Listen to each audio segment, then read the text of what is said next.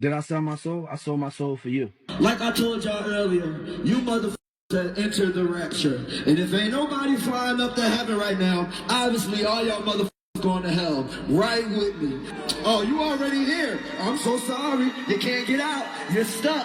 It's over. You heard the song a million times and you didn't even know. That's f***ed up, but I still love you anyway. Bro, there is no way he just exposed that. This has been right in front of our eyes this whole time. What's creepier than the TikToks we're about to watch today is the fact that 90% of you guys are not subscribed to the channel, so make sure you guys like, comment, subscribe for more creepy videos. Thank you. Do y'all see Cardi album cover? I didn't want to be the one, but nobody else is saying it. Just take a long look at the album cover. Y'all really think she went into the studio and was like, I want to wear all red, have my hair like this with crows in the background, and a pose like this with my red heel showing? Yeah, alright. Now, to me, I feel like she had to, knowing her circumstances. And before I continue, congratulations, Cardi, on the album. This is not a knock on Cardi B, the person. This is a knock on Cardi B, the rapper. A lot of people feel like she did this album cover because she had to. Because they write all her raps for her, y'all. I'll say it's probably 90% of her album was written by multiple people. Hate to do it to y'all. She is a plant. I know it's going to be people in the comments like, oh, you a hater. I'm not hating. Just jump down the rabbit hole. If you don't believe me, jump down the rabbit hole and you can figure it out like this. Do y'all know why it took her almost 7 years to come out with this album? Because she had to remember the whole album. Cardi B doesn't talk English that well. So if you got people writing for you and you got reference tracks you got to get down packed, it's not going to just take 1 year. That shit's going to take a while. That's why I believe this album took so long to come out. And everybody know what this represents, right? In the conspiracy circle, the red shoe represents sacrifice, blood, and initiation into the elites. And then, y'all, you pair that with the blackbirds, or shall I say the crows, which means death and rebirth. Y'all don't remember Cardi B saying something in her died? What does she mean by that? One of the victims of Jeffrey Epstein's island, she said not only were they doing all of those trafficking things to her, sadly, but she claimed she saw a UFO. Where? On the island, because she's one of the victims when she was a child. Yeah? Also, what's even crazier is one of the things she claimed as well was she woke up in a lab. Which so makes they're doing sense. research, yeah. Which makes sense because that's what they were trying to do. They were experimenting on people. They were trying to see what they could do with DNA. They're going to try to do these different eugenics things. And what if like they're trying to do this like DNA cosmos experiments, fam? What if remember I said last time there was a big check and things sold to Jeffrey for a certain amount, for a huge amount, 20K. I'm thinking now it's like, okay, maybe they seen her DNA and it matched up with a really good Cosmo line. What if they're just bidding out like serious amounts of money for people with good DNA? Yo, so that big check, that was actually I think funded straight into the eugenics experience. Yeah, it was like funding toward the research that they were doing. It was funded toward the research that they're doing. I feel like this whole situation has a lot more deeper things to it that we don't even realize and we have not even began to comprehend. This dude was a very sick individual, but you know, he was not working alone. There were plenty of people that were working alongside of him. Aside from the vile things that they were doing, there's probably a lot more hidden secrets involved with this that we do not even know about. And you know, obviously it's going to come to light eventually, but we just need to kind of wait. But yeah, this whole situation is going to uncover a lot of hidden details that we did not know, and it's kind of terrifying to figure out what's been going on this whole time. On the 25th of June 2014, Charles Bothell went on the Nancy Grace Show seeking the public's help in finding his missing son. 12-year-old Charlie was first reported missing from his home in Detroit, Michigan 11 days ago on June 14th. His father, Charles, had been doing everything in his power to help locate his son, from going door to door in his neighborhood to spreading missing person posters throughout the city. Unfortunately, despite dozens of people, including the FBI looking for him, the young boy was nowhere to be found. And the hope of finding him alive was diminishing with each passing day. Appearing on live TV was Charles' last-ditch effort to raise awareness about his son's disappearance, hoping someone with information might see the show. However, just minutes into the broadcast, the interview took a bizarre turn when Nancy received a report that no one expected. The father of the missing 12-year-old boy, Charlie, with me is his father, Charlie Bothell. Charlie, we're getting reports that your son has been found in your basement.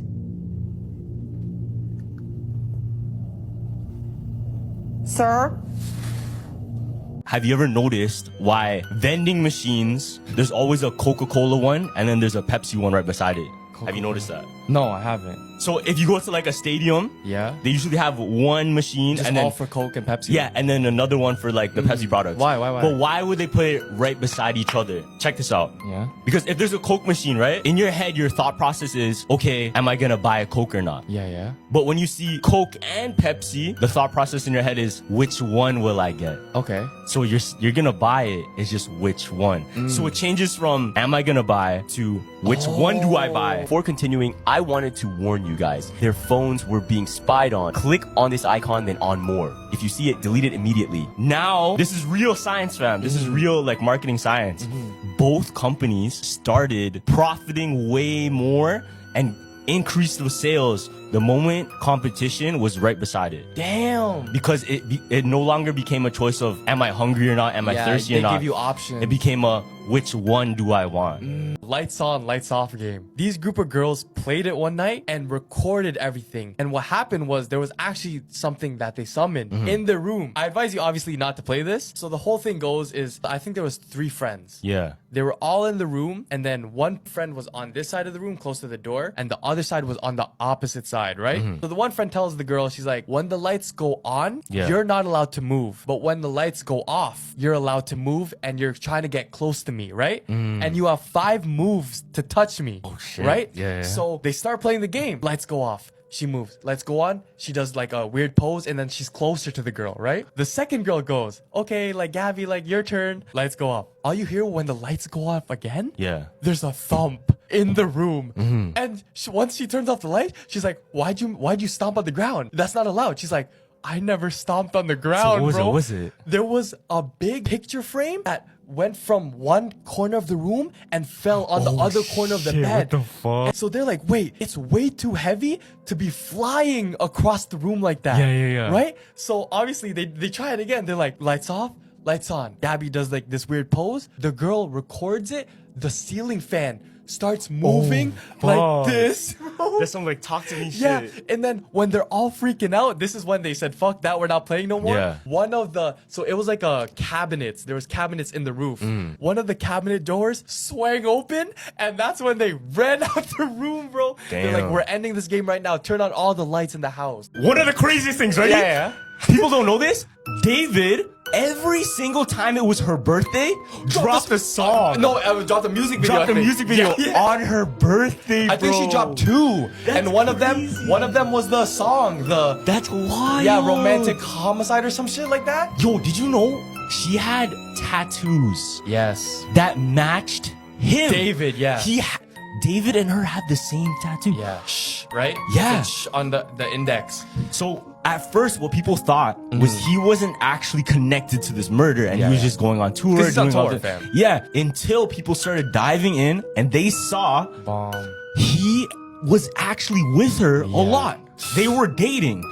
Her parents came out with a statement saying that she had a boyfriend named David. Bro, it's crazy now. Because if you listen to the song and that lyric, like, I killed you and I don't even That's feel what bad I'm about saying. it. Yo, what the fuck? Yeah. So he's actually confessing this whole time to actually killing that Still girl. theory. Yeah. Allegedly. Allegedly still, yeah. Theoretically. It was mod. This is the real Pennywise. He wasn't born a monster. Children made him one. In Lewiston, Maine, 1890, a boy named Peter Wise was born with a twisted mouth, a grin he could never hide. Other children mocked him, called him Clown, never letting him join. One rainy afternoon, they finally said yes, hide and seek. They told him his hiding place, the storm drain. Peter climbed down, and they dropped the grate above him. For the first time, he thought he was part of the game. Then the rain turned violent. Water rushed in. He clawed at the bars, begged them to lift it, but they only stared. Some even smiled. By morning, the drain was empty. Adults called it an accident. The children swore it wasn't their fault. His body was never found. 27 years later, the son of one of those boys disappeared. That father swore he heard laughter echoing from the pipes, a laugh he recognized. From then on, no one said Peter's name. The insult that had followed him in life became the name whispered in fear. Pennywise. What would you say is the most disturbing thing you've seen on the dark web? Somebody paying to watch a live stream of a baby getting their skull on and crushed while the baby was alive, of course, and people paying to watch that live stream on a website. How is that possible? You can put anything you want on the internet, so. I don't know what's more disturbing, the actual act or the fact that there's a market for it. And it makes you think we really have no idea what these rich elite people are doing behind these paywalls and what kind of things they're paying for. They'll have you believe that snuff movies and these types of things are just urban legends. But where there is demand, there is a market. Just remember the 2012 case of Luca Magnotta in Montreal. I think it was called The Man in the Ice Pick, something like that. The police investigators struggled to watch it and became nauseous and developed trauma from what they seen. These people watch it for entertainment. Let that just tell you how sick some people truly are. It's actually kind of disturbing that the dark web exists, because think about it, these are everyday people just like you and me, and you know, they have very weird interests and fantasies, and they all decide to join each other on this site and participate in whatever they want to do. I'm sure this is monitored to an extent, but you know, there's a lot of stuff that probably goes untraced or unfound, so you never really know who could be involved in this. They could be people that you see every day, they could be people that you run into and not even realize, and it's like, that's like the creepiest part about it. You genuinely would never know these people will do this kind of stuff until they're caught. And you know, unfortunately, a lot of these people don't get caught, but you know, this needs to be cracked down on more. Everyone in Chicago was obsessed with his donuts, but nobody knew why. Back in the late 1970s, there was a man in Chicago known only as Mr. Sprinkles. He owned a tiny donut shop on the corner of Ashland Avenue, but somehow, this tiny shop outsold every bakery in the city. His donuts weren't just good, they were irresistible. People lined up before sunrise, some even skipping work just to get a box. Everyone wanted to know his secret. When asked, Mr. Sprinkles would laugh and say, "It's all about the glaze." But soon, rumors started spreading. Customers weren't just craving his donuts, they were obsessing. Some people bought them 5-6 times a day. Others were caught sneaking into the alley behind his shop, desperate for leftovers. One night, a journalist named Cliff Bannon decided to investigate. He hid across the street with a camera, waiting. Around 2:45 a.m., long after closing time, he saw Mr. Sprinkles wheeling a cart into the basement of the shop. Curious, Cliff snuck around the back and followed. What he found was sickening. Beneath the shop was a massive underground kitchen, lined with giant steel drums. The smell of sugar was mixed with something foul. Cliff lifted a lid. Inside was a thick pink syrup that bubbled like it was alive. Before he could react, Mr. Sprinkles stood in the doorway, smiling. "You wanted to know my secret," he whispered. "Once you taste the glaze, it never lets you go." At first, what people thought was he wasn't actually connected to this murder, until people started diving in and they saw he was actually with her a lot. They were dating. On the missing girl poster, she had a black Gap hoodie. Oh, I didn't know about Damn, there's a picture of David with her at an arcade wearing that same hoodie too. One of the craziest things, right? Yeah. Every single time it was her birthday, dropped a song. No, dropped the music video. Dropped the music video on her birthday, I think bro. she dropped 2. Crazy too is the fans probably knew that he was dealing with this because there's alleged screenshots on Discord of them talking, and it's like, "Come David, bark" or something like that. Oh shit! And David actually responded. There's also a picture of David. The Snapchat? I think so. When they took the selfie like this. Yo, there's so much for that. Let's throw it up right now. David and her have the same tattoo. Yeah. Right? Yeah. Now, theories go, they think before she died, she might have been pregnant. Oh, I seen this, but I'm like, that's just a theory. like the last... what's the evidence here? Yeah.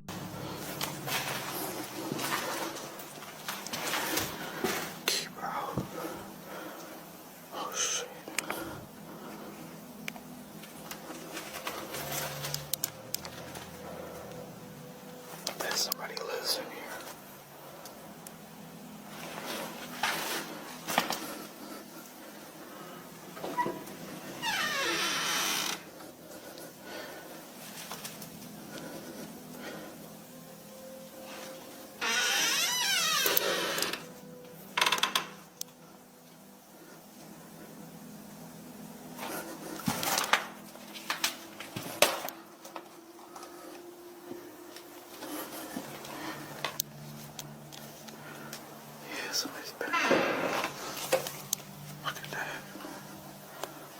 Somebody's been living in here.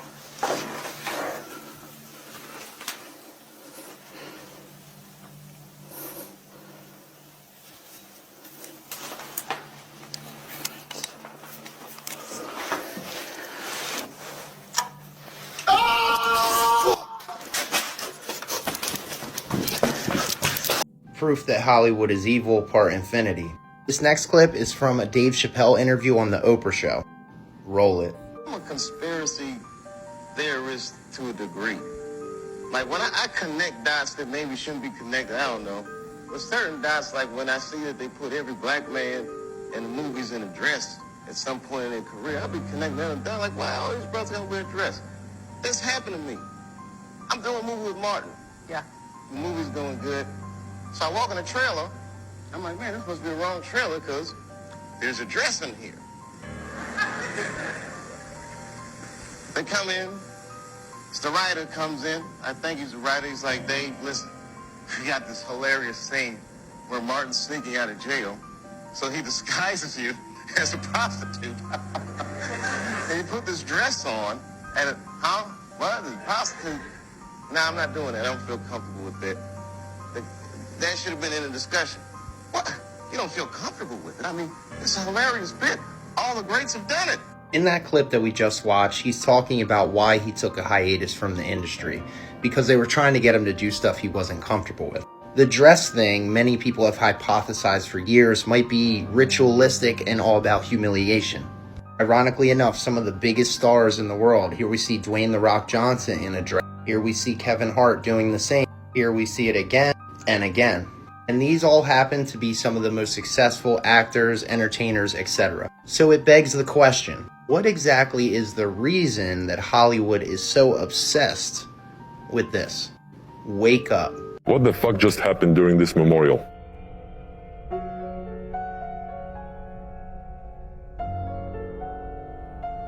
Look closely at who this woman is making that gesture live in front of millions of people. We're all shocked by what just happened. On top of that, Donald Trump is right next to her acting like he didn't see a thing. Of course, we all know that this gesture means I love you. It was broadcast on every TV network, and I don't see anyone daring to talk about it. The memorial was really the event you couldn't miss these past few days, and what we saw there is going to stick with us for life. There were so many people at that memorial that all kinds of crazy things went down. Honestly, there was so much that I should make a whole video about it, but the really shocking moment was when she did that.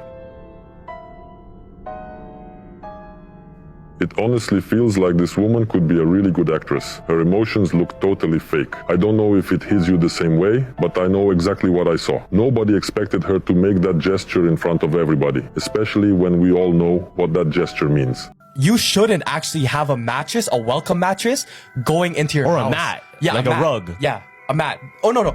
It's specifically the welcome ones. Why? Because that's literally a welcome sign for all either a demon, a spirit, or bad energy to come into your house. Anything is welcome now. Oh. So they say welcome, boom. And there's 3 things I learned from a person that studies from feng shui. Yeah. So you're not allowed, you shouldn't have a mattress with a name on it. So like, Wico family house. And it says on a mattress. Do you know why? Not a mattress, just a mat. Yeah, like a mat. Like a mat. Rug, yeah. Yeah, a welcome mat. Yeah. And it shouldn't say your name, because when people come in and step on it, it's kind of like a negative energy. Yeah, they're disgracing it. They're disgracing it, yeah. And there's another one where you can't have like, go away, because it's already negative energy. So whenever people see that, go away, and they come into your house, already what is it? Negative energy filling through the house. And I think the last one is something about you're not allowed to have a dirty mat, because it's a sign of like neglect, and like already people, it's like it blocks positive energy into the house. So like if your mattress, like your welcome mat, is dirty already. Did I sell my soul? I sold my soul for you. Like I told y'all earlier, you motherfuckers that entered the rapture. And if ain't nobody flying up to heaven right now, obviously all y'all motherfuckers going to hell. Right with me. Oh, you already here. I'm so sorry. You can't get out. You're stuck. It's over. You heard the song 1 million times and you didn't even know. That's up, but I still love you anyway. I feel like a lot of these people that are rich and famous all sold their soul. You know, it's kind of no secret. They all kind of gave themselves up for the money and the fame, and you know, they just kind of do whatever to push the agenda of the people that are in control of them. So that, in a sense, is just selling your soul. I don't know if there's anything much deeper to it. There probably is, because you know, these people be participating in a lot of strange activities. But you know, that's why you got to be careful who you support and who you look at, because you know, a lot of these people are, you know, not in a good place and they're pushing the wrong message. So y'all just be careful out there. Temptations for certain things and certain sins is very specific to what you're supposed to do. Yeah, it's really interesting. Check this out. So, if you have the urge to smoke or damage your lungs, it's because your voice was made to worship. Your voice is made to worship. The enemy's trying to silence you that was meant to praise. Now check this out, ready? If you have crippling self-doubt or insecurity, it's because you're meant to lead and inspire. If you weren't dangerous to darkness, it wouldn't try to mute your confidence. So if you have self-doubt and if you had insecurities, that's because you're meant for big things to lead and inspire. You can, now check this out, ready? If you have constant distraction and procrastination, check this out. It's because you carry strategy, vision, and ideas from heaven. The enemy delays you because he can't stop you, only you can. Interesting is crazy. Look, watch. Interesting. Hold on. Ready? Now this one's gonna hit a lot of people. If you have an addiction to lust or pornography, it's because you carry a deep capacity for intimacy, covenant, and healing. Perverting love is how Satan prevents true restoration. That's true. Crazy. Yeah, if you're always lustful, it actually clogs your mind. Ruins a lot too. Okay, ready? If you have fear of rejection or abandonment, it's because you carry a spirit of belonging and reconciliation. You were made to gather the outcasts, so he tries to make you feel like home. Imagine going to a wedding full of people only to realize that these right here are not humans like us, and you're basically trapped in a room full of jinns. That's exactly what happened to this woman right here. Her name is Nora, aka the Beyonce of Kuwait. Yes, this story takes place in Kuwait, by the way. Nora was basically a famous singer there, okay? Her and her band used to sing traditional stuff in weddings. Another way to say it, she was like a celebrity there, okay? You call her for your marriage, she comes, she sings, and then she leaves with money. You're probably like, okay man, this sounds like an amazing job. I mean, imagine going to a marriage, having fun, people recognize you, people are a fan of you, and you get money for singing a couple of songs. No, it was amazing until a terrifying thing happened to her and made her quit her job and be traumatized forever. Now, before I tell you what happened, you know what to do. Save this video and come back to it at night so it's more enjoyable like that. One day, Nora got a call. She was like, man, should I pick up? I don't really work today. You know what? Let's pick up the phone. Hello? Oh, the person calling her was a woman, okay? And she basically said, hello? Is this Nora? The famous Nora? Oh, Nora basically responded, oh yeah, thank you so much, that's me, the famous Nora, yeah. The woman on the phone basically said, oh my god, thank you so much for responding. Everybody loves you here. Can you please show up to my daughter's wedding tonight? This is when Nora responded, oh, I'm sorry, like, I don't work today, I'm really sorry. The woman on the phone started begging her, okay? She was like, please, this is my only daughter, can you please show up tonight? She loves you so much. When Nora heard this from the woman calling, she was like, oh my god, these people are annoying. Okay, you know what? I'll make an exception for you. I want to see your daughter happy tonight. So, Nora ended up accepting, okay? The woman gave her the address and she told her to come, her and her band, at 10 p.m. Well, Nora and her band finally made it to the house at 10 p.m., okay? And before even entering, Nora was like, okay, I'm sorry, I did bring you here, but come on. I know that nobody works today, but we gotta do it for the love of the game. Her band basically responded, oh, come on, don't sweat it, Nora. You know, we want to make people happy, right? It's only a marriage after all, right? Nora and her band finally made it inside the house, and the first thing they noticed is that the house from the outside looks normal, right? But from the inside is something different. The house was really bigger than they expected, okay? And the decor was really noticeable, okay? Somebody did their job on the decor. You know, Nora and her band were amazed. They were like, wow, this is by far the biggest house we'll perform in. While the band was examining the inside, the woman came. Remember the woman who told her to come here in the first place? The woman who begged her to show up for her daughter, blah, blah, blah. Yes, she came. She was like, oh my god, Nora, I'm a big fan. And you know, she wanted to shake her hand. When Nora saw her, she was like, oh, what's up? How are you? Yeah, I'm good. Thank you. This is your daughter's wedding? Yeah, I'll tell you, it's about to be amazing. She shook her hand. Nora noticed something, okay? The woman's hand were dry, okay? And it was not moving. You know how humans' hand move? Her hand was not moving, and she could feel her bones. When she felt that, she started having a little doubt, okay? She was like, okay, I've never seen something like this before. I mean, okay, you know what? I'm not judging. And she was not trying to scare her band either. So she was like, okay, to the woman she was speaking, she was like, where do we perform? The woman responded, you see, we love you so much. We do appreciate you so much for coming. So we prepared everything. You do perform in that corner over there. You see it? Yeah. Oh, Nora responded, oh, okay, that's really sweet. You know, thank you so much. Yeah, let's go over there. Yeah, okay. See you there. In this corner right here, Nora and her band started performing, okay? And what a performance. Everybody was loving it. Everybody was shaking their heads, vibing like, Nora and her band, while singing, they were feeling the energy. They were like, yeah, okay, that's what we're talking about. That's the type of vibes we like. You know, keep... See, while singing, Nora noticed a detail that she could have noticed from the beginning, but she didn't for a reason. It's almost like it was hidden from her. Why is everybody dressed in old clothes? Well, nobody was dressed in the typical wedding clothes of today, if you know what I mean. Everybody was dressed like the 17th century. So Nora was like, what the hell is going on? Nora told herself, okay, that's weird. You know, she kept singing. She was still giving some side eyes, but you know, she kept singing. I don't know the song she was singing. I wasn't there with her, but she was singing something like, I'm alone with the shame. What? I'm alone with the shame. Let me sing. See, meanwhile Nora was singing, one of her band members started tapping her shoulder. And you know, she's trying to communicate but sing at the same time. She was like... The band member who was trying to get her attention was the one playing guitar, okay? And he was like... Look at their legs. Look at their legs. Nora was like, what do you mean their legs? Shape of head. This is what Nora saw.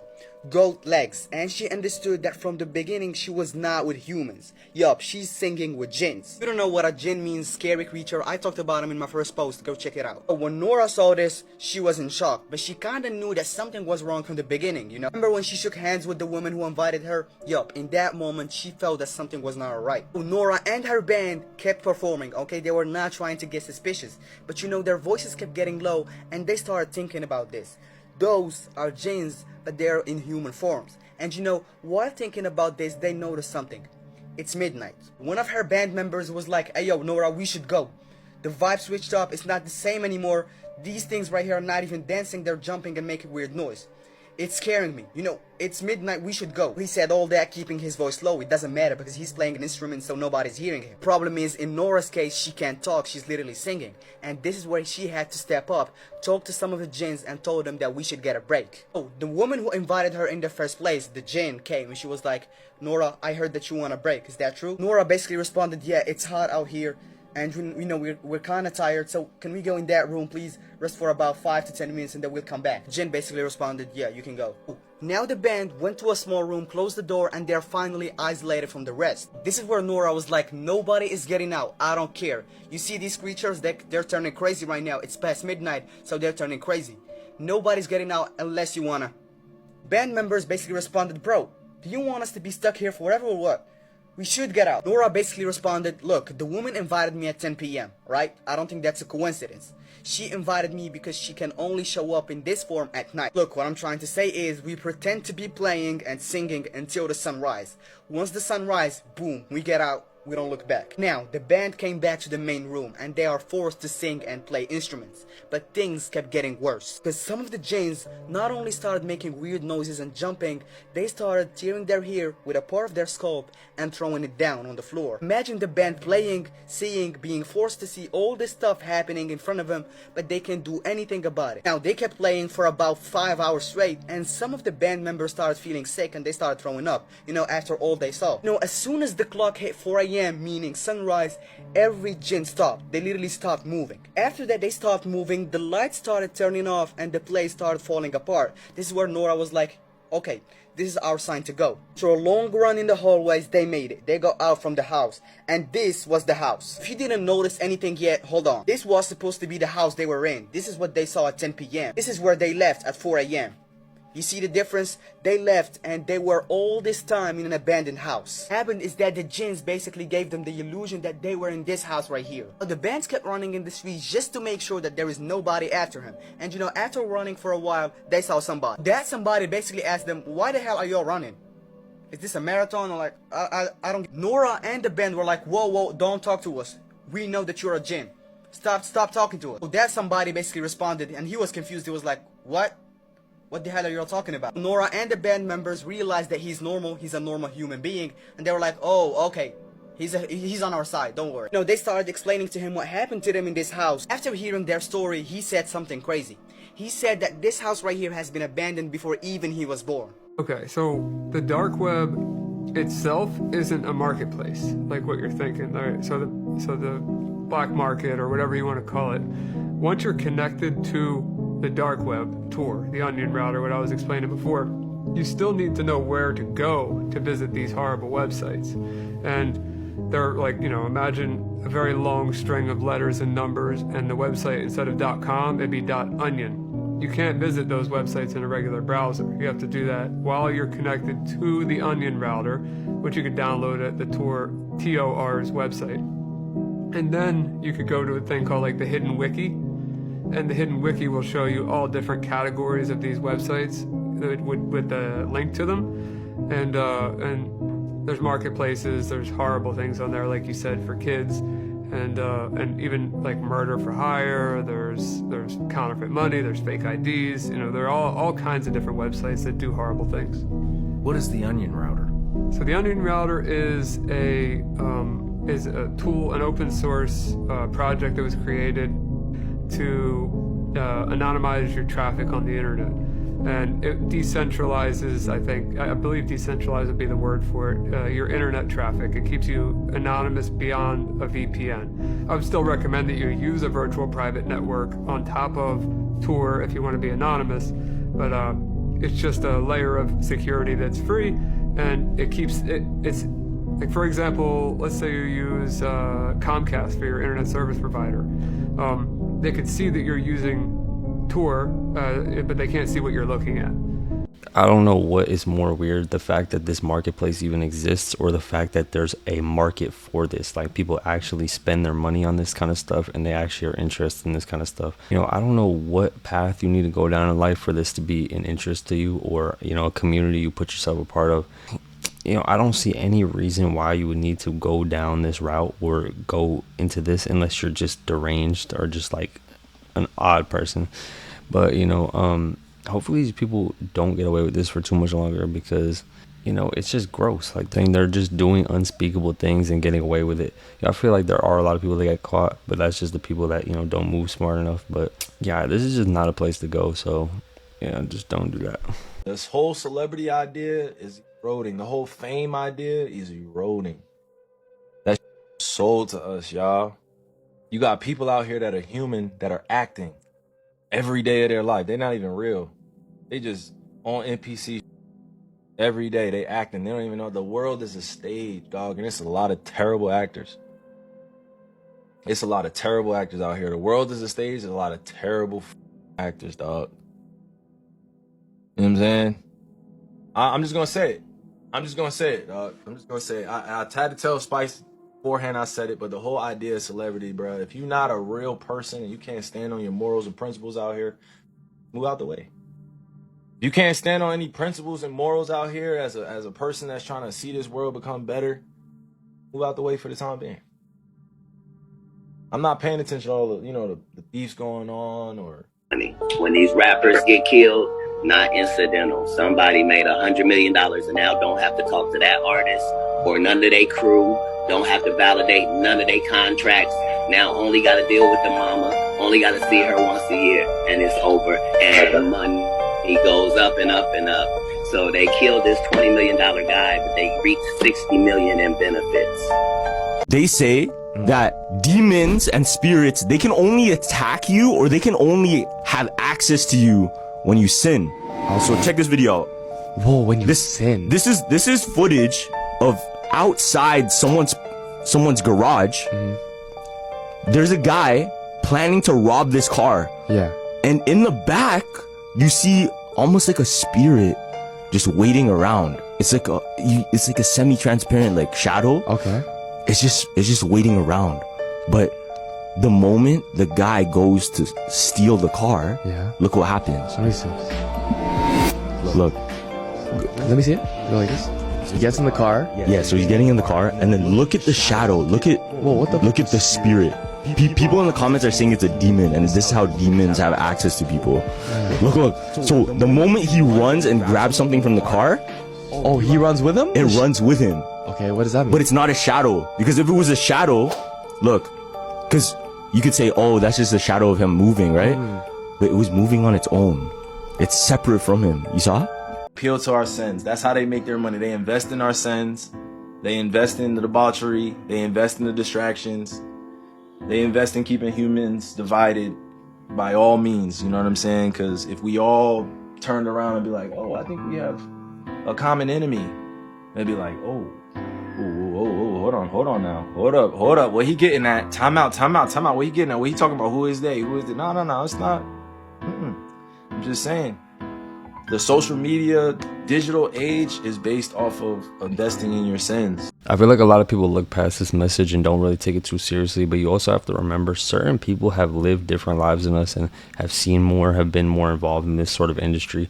So, you know, they're more credible to tell us about this stuff. And I feel like we should take it more serious because they're risking their lives and their success and everything they work for to tell us the truth. That's a dangerous move on their part. You know, they're risking it all just to open our eyes and help us. Least we could do is at least open our eyes a little bit and try to look deeper into this so we can actually make a difference and stop this stuff. But the more we're blind to it, the more it's going to keep happening. So, you know, y'all just pay attention because these people are really trying to talk to us. Let's talk about the Antarctica ice wall. In 1954, a man named Admiral Byrd, who had done an exploration of Antarctica, went on a talk show. Here's what he said about it. Is there any unexplored land left on this earth that might appeal to adventurous young Americans? Yes, there is. And not up around the North Pole because it's getting crowded up there now because they find out it's really usable, not only to live in, but militarily. But strangely enough, there's left in the world today an area as big as the United States that's never been seen by a human being. He would go on in that interview to talk about this unexplored land and how there were several untapped resources there. Many people have theorized that he might have said way too much on that interview and interviews he did in the future. 3 years later, he would pass away in his home due to heart issues. Ironically enough, just a year later, NASA was formed. And just a year later, in 1959, the Antarctic Treaty began. For those unaware, the Antarctic Treaty basically labels Antarctica as ground that cannot be explored under any circumstances. Basically, the closest that you're gonna get to Antarctica is if you go on like a guided tour. People have hypothesized for years that General Byrd was saying way too much. Hypothetically, could that interview that we just witnessed have led to his untimely demise? Many researchers all over the world subscribe to this flat Earth theory. Basically, the idea is that maybe, hypothetically, we're on a flat Earth and we're completely surrounded by these ice walls. But with the Antarctic Treaty in place, it is impossible to fully investigate this area. My next few videos will be going into detail about Admiral Byrd and a diary that he apparently kept during his voyage. Comment below with anything I missed, as well as ideas for my next video or series. Wake up. Thank you guys for watching the video. Make sure you like, comment, subscribe. Let me know your favorite part of the video made you tremble in your boots, and we're going to be on to the next one.